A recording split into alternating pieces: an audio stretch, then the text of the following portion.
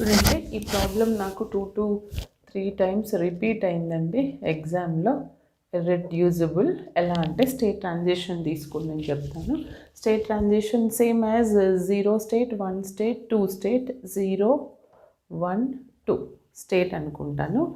0 1 2 చూడండి, కావాలంటే మీరు అది ఏదైతే ప్రాబబిలిటీ తీసుకుంటారో ఆ ప్రాబబిలిటీని కూడా రాయండి అమ్మా.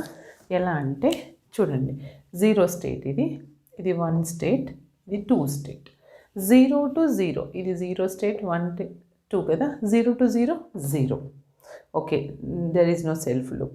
0 to 1 0 to 1 ఎంత ఉంది? 0 to 1 ప్రాబబిలిటీ ఎంత అంట? 2/3. Okay, and 0 to 2 0 to 2 probability ఎంతండి? 1/3. ఎంత ఉంది? 1/3.